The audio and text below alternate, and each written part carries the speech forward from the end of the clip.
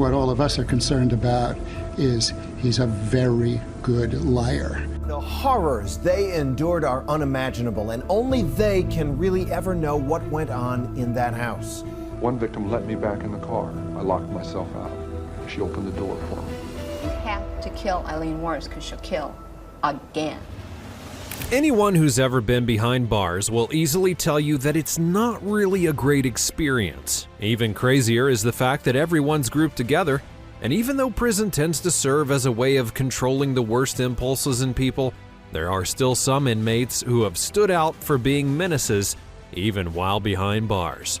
In this video, we'll be running through 15 of the most feared and sinister prison inmates.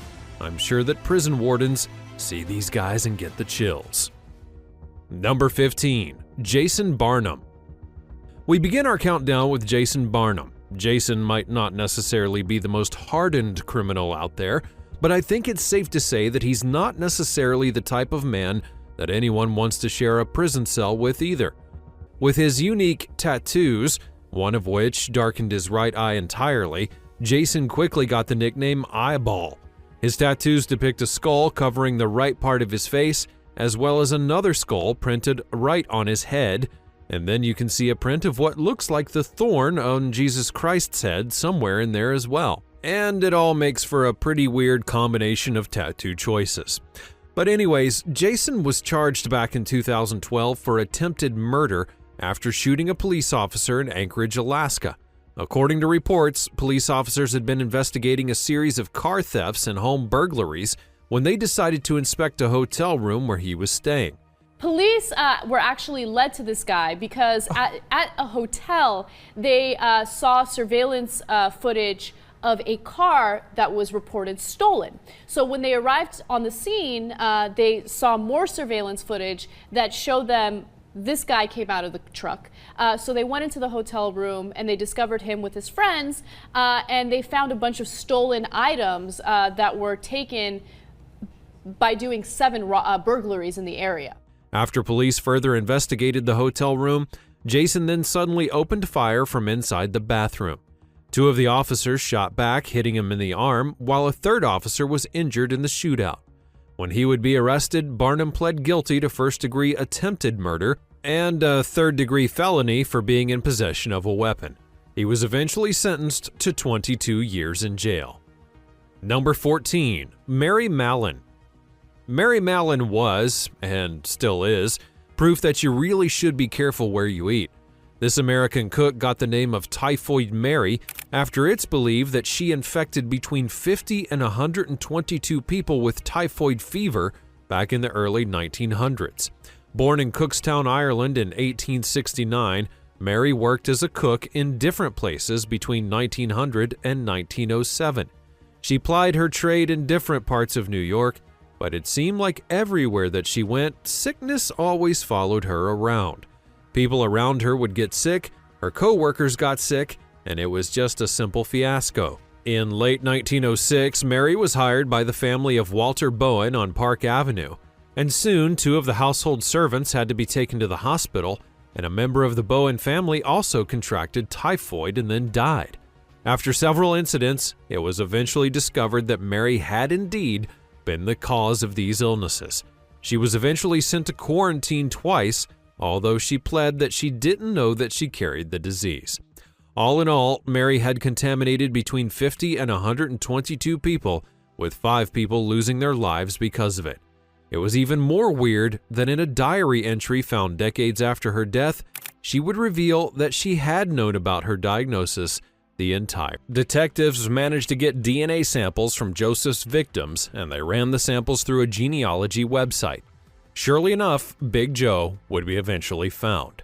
Joseph was eventually sentenced to life in prison in August of 2020 and will continue to spend the rest of his miserable life behind bars.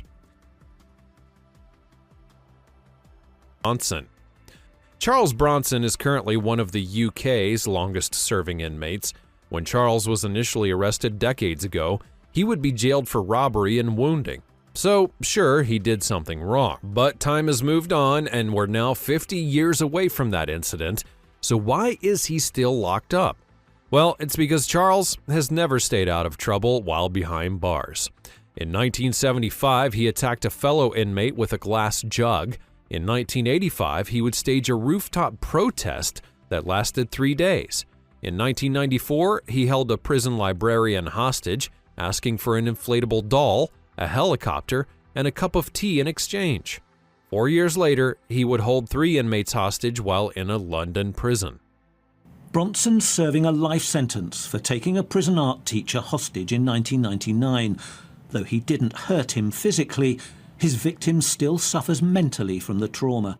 Another 2-year jail term would be given to him in 2014 after he held his prison governor in a headlock. I mean, the guy is just wacko. Wherever Charles goes, trouble follows behind him. Things would get so bad that prisons didn't even want him because he was just so violent. And while he's currently up for parole, authorities are pretty skeptical about letting him free. He has an incredible violent streak, and it's very, very risky to release people like that. And also then, what happens if he is released? You know, the monitoring, all the, he's going to be on a life license, we know that. But it's a very dangerous man who could be released into society, very shortly. Number 8, Michael Campbell. Can someone explain to me why a lot of prisoners just love getting outlandish tattoos? I mean, what's the real deal behind that? With this in mind, say hello to Michael Campbell, if you can bear to even look at him. Michael would be charged and jailed in 2021 after being found to have broken into a woman's house and attempting to rape her while her boyfriend literally slept right next to her. And how did he plan to pull that off? Well, nobody honestly knows. While Michael's rape allegations would make the headlines, his rap sheet dates all the way back to at least 1995 when he was first found guilty of sexual assault. Since then, it's been one run-in with the law after another. He would be charged with third-degree assault in 2018 for repeatedly punching a guy in a public restroom, and in 2020, he was convicted of property damage, assault, and violating a protection order. Besides racking up a lengthy criminal portfolio, Michael also consistently changed his look. I mean, just look at the comparison between 2003, 2008, and 2021.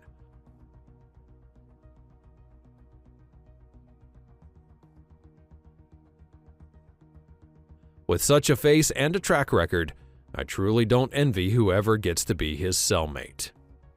Number 7, Andre Chikatilo.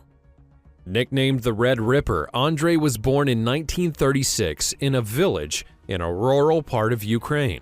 Life in the Soviet Union was pretty rough back then, and Andre was bullied a lot as a child, both because he was a bedwetter with hydrocephalus and because his father had been captured while away at war.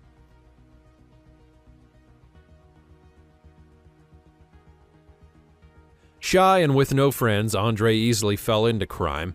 When he was 15 years old, he reportedly forced himself upon a young girl. But because of his condition, he allegedly ejaculated almost immediately, forcing him to face even more ridicule. Eventually, he moved to Rostov in 1960, where he worked as a telephone engineer. He would be married in 1963 and even had 2 children with his wife. But while life seemed pretty normal, Andre would soon unleash the monster within. In 1978, he killed his first documented victim, a 9-year-old girl that he tried to rape, and ended up slashing with a knife. He managed to escape the law after his wife provided an alibi, but that would only be the beginning. Andre's next victim came in 1981, where he raped a 17-year-old girl, eventually killing her, and from then on, it was one victim after another. Andre's spree was insane. He killed both young men and women, and in some instances, he even ate the sexual organs of his victims, or just removed their body parts for fun. By 1984, a further 14 victims had been added to his cache. He was bathing and attacking his mother for scolding him. Tsutomu's real madness happened between August of 1988 and June of 1989, when he murdered and mutilated 4 young girls, all between the ages of 4 and 7. He reportedly molested their corpses and even drank the blood of one of his victims. The crimes were truly shocking, especially within the region, which had seen very few crimes against children. He was eventually arrested in July of 1989 after being caught by his would-be fifth victim's father. While searching his room, police would find over 5,000 videotapes with recordings of his victims interspersed between anime and slasher films. So after that, it's safe to say that he was done. His trial would last for well over a decade, and he seemed very unmoved by what he had done, even going as far as calling the murders an act of benevolence. He was eventually hanged in 2008, ending a life that was truly weirdly lived. Number 4. Jack Unterweger. Normally, prisoners should be given second chances if they show remorse or change. But in the case of Jack Unterweger, I think it's safe to say that the system actually got this one wrong. Born Johann Unterweger, Jack's mother had been jailed for fraud when he was very young. He eventually went to live with his grandfather, who then involved him in several petty crimes from an early age. For much of his youth, Jack went in and out of jails. He would be convicted 16 times, mostly for things like petty theft and pimping. Jack's first murder would come in 1974 when he killed an 18-year-old girl by strangling her with her bra. According to testimony by Barbara, the pair picked her up after robbing Margaret's parents' house and drove her to an isolated location. When she refused to have sex with him, he struck her in the head and strangled her to death with the strap of her own bra, abandoning her body in the woods. Jack confessed to seeing his mother's face in Margaret's and said he simply snapped. He was eventually tried and sentenced to life in prison in 1976, and while there, he began writing poems and short stories. Jack's literary prowess would gain him a lot of fans, so much so that they began a campaign to get him freed. He was eventually let go in 1990 after fulfilling the mandatory 15-year minimum sentence, and once he was free, it was back to his old habits as the underwear strangler. Jack killed 8 women in 1990, strangling them all with their bras. He was hired by an Austrian magazine to write crime stories in the United States, and he came to California, where he then killed 3 more sex workers. Following a 2-year investigation and manhunt, Jack would eventually be arrested in February of 1992 and then extradited to Austria. He was diagnosed with narcissistic personality disorder and eventually sentenced to life without parole. But shortly after sentencing, he would die in prison. Number 3. Rodney Alcala. Rodney Alcala, or the game show contestant as he would be called, was not just 1990. 7 men within a year? Talk about a rap sheet. Despite her insane streak, she never really seemed very remorseful about what she had done. But you've been convicted of killing 7 men. Everybody's looking at the number. Does that not... You killed 7 men, 7 strangers. Does that not make you a serial killer? So I didn't kill them every day, did I? Did I go out there every day and say, I'm going to kill?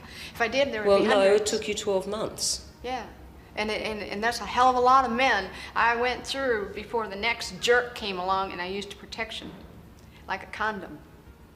So it was AIDS. It was self-defense. Yeah. Lee, the first one, perhaps. The second, maybe. But So what? 7 times? Eileen was eventually sentenced to death in 1992, and a decade later she would be executed by lethal injection. Number 1. Thomas Silverstein. Thomas Silverstein was convicted of committing 4 terrible murders, all while serving time for a simple robbery that he had committed. The guy was so bad, in fact, that he got the nickname of Terrible Tommy.